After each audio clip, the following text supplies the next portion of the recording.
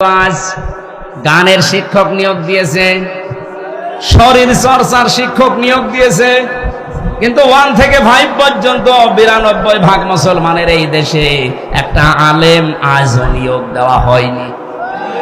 কথা বলেন না কেন?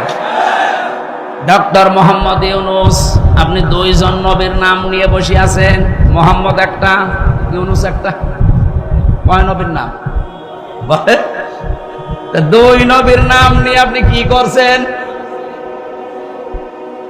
আপনি তো ফেব্রুয়ারির 12 তারিখে নির্বাচন দিয়ে চলে যাবেন ঘোষণা দিয়েছেন, যান, কিন্তু যাওয়ার আগে এমন একটা কাজ করে যান এই দেশে মানুষের অন্তরে আপনি অমর হয়ে থাকবেন। আমরা 1 থেকে 5 পর্যন্ত আমাদের ছেলে মেয়েদেরকে দিনের শিক্ষার জন্য একজন আলেম শিক্ষক চাই না? কারা চান দেখি? লিল্লাহি তাকবীর। দেখেন তো, হাত তোলেন কে? আলহামদুলিল্লাহ। এটা জায়গা মতো চলে যাবে, যদি নাও যায় আরো সে চলে গেছে। হযরতে ইব্রাহিমের পক্ষে একটা ব্যাং থাকার কারণে যদি তার প্রসাব পাক হয়ে যায়, আজকে কোরআনের দিনের শিক্ষার পক্ষে যারা হাত তুলেছেন, কিয়ামতের দিনে এইটাই বিচারে কাজে লাগবে। আর আমরা শুধু কাজে লাগবে বলে না, এই জমিনে আমরা চাই এখন যদি কেউ না করেন, আগামী থেকে এটা করা হবে ইনশাআল্লাহ। 1 থেকে 5 পর্যন্ত বিশেষ করে একজন মাওলানা শিক্ষক তো মাস্ট বি দেওয়া হবেই, নয়তো এই ছেলে মেয়েগুলো বড় হয়ে ভাই কার মতো হবে আমি নাম নিলাম না। এখন কিছু নাস্তিক নতুন নতুন তৈরি হচ্ছে, হারপিক মজুমদার, ডাক্তার জাহেদ, আর যেগুলো আছে বাকিগুলো তো পালিয়েছে। আমাদের সন্তানদেরকে আমরা হারপিক মজুমদারের মতো বানাতে চাই না। কথা বলেন না কেন? আমরা বানাতে চাই হযরত ওমরের মতো। আমার ভাইরা, পৃথিবীতে আল্লাহর পরে যাদের স্থান আল্লাহ দিলেন, সেই মার বাবার সাথে যাদের সম্পর্ক ভালো না, এই বৃদ্ধাশ্রমে মাটা আমাকে প্রথমে এটা বলেছে যে আমার এই 3টা ছেলে মেয়েকে আমি দিনের শিক্ষা দিতে পারি না, এই জন্য তারা বসে নাই।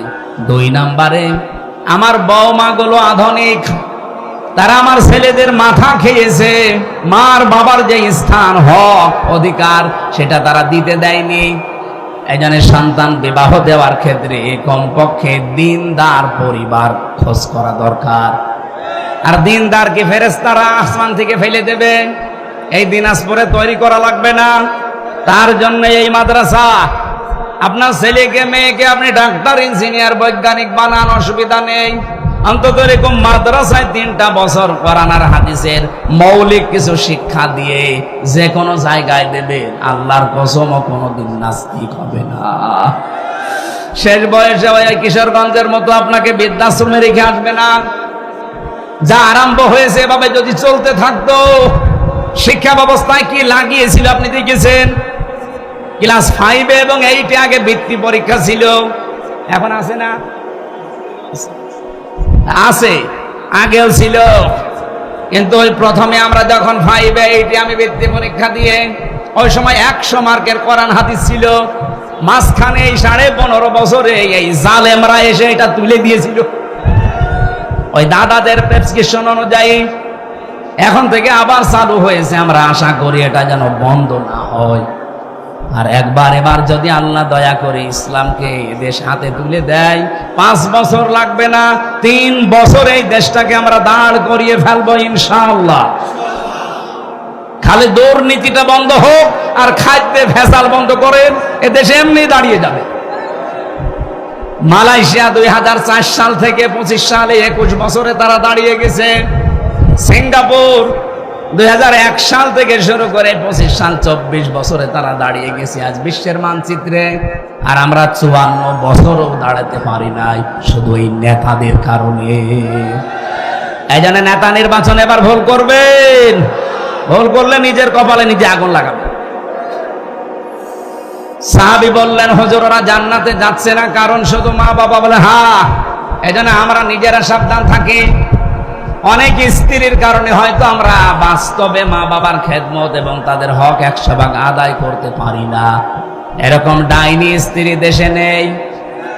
কার বউ এরকম? হাত তোলেন তো। এলাকায় নেই। আলহামদুলিল্লাহ। সম্মানিত মা বোনেরা, করা ইবাদত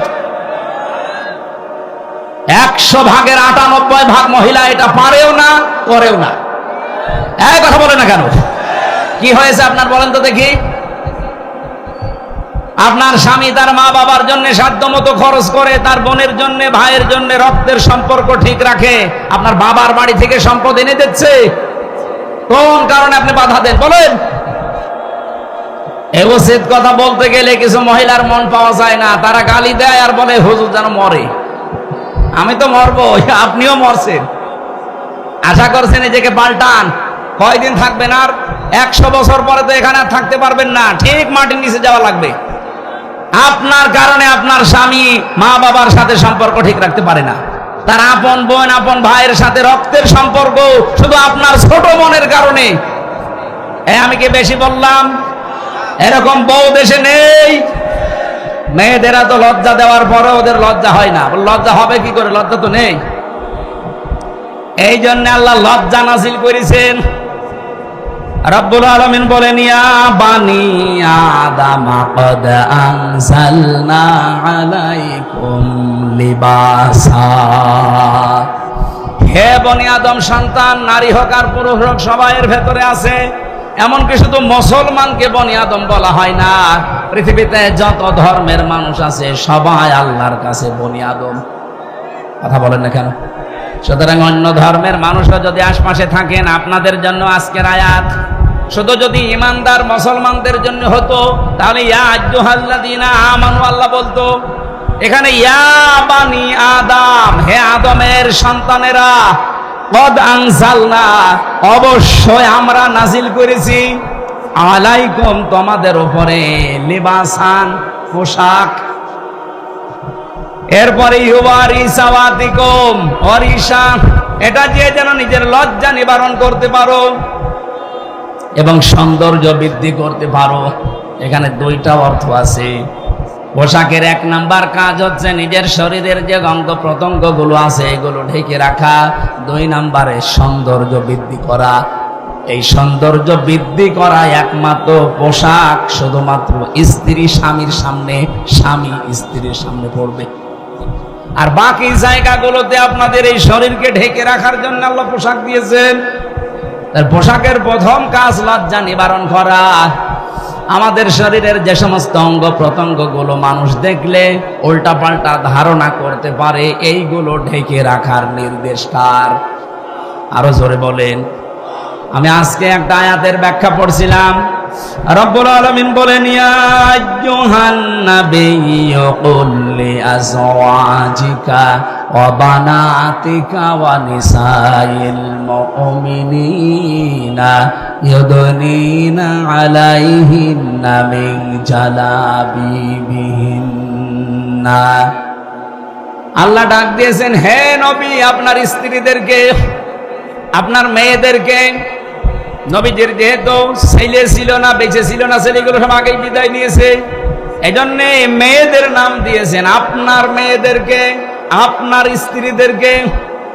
আর এই পৃথিবীতে যারা মমিন বলে দাবি করে এই মমিনা মহিলাদেরকে আপনি বলেন, তারা যেন নিজের জেলবাব, তাদের যে পোশাকটা আছে এটা যেন টেনে দেয়।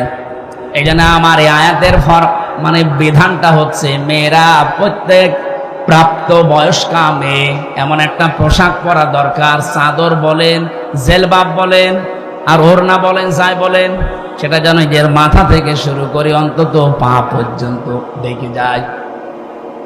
পা পর্যন্ত যদি আপনি বাঁধও দেন, অন্য কোনো পোশাক দিয়ে ঢাকেন, মাথা থেকে শুরু করে অন্তত পেট পর্যন্ত যেন ঢেকে রাখা যায়, এরকম একটা পোশাক পরা আপনাদের জন্য ফরজ।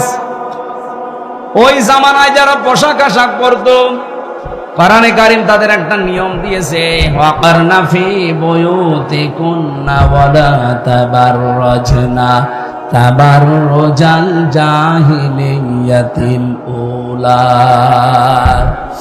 সূরা আহজাবের 33 নম্বর আয়াতে আছে, আল্লাহ বলেন, হে পৃথিবীর মেয়ে লোকেরা, জাহিলি যুগের মেয়েদের মতো রূপ সৌন্দর্য প্রদর্শন করে রাস্তাঘাটে বের হবা না। এখানে তাবাররুজের ব্যাখ্যা করতে গিয়ে আমি খাজেনের ভেতরে পেয়েছি, তাফসিরে খাজেনে 3টা বিষয় দেওয়া আছে।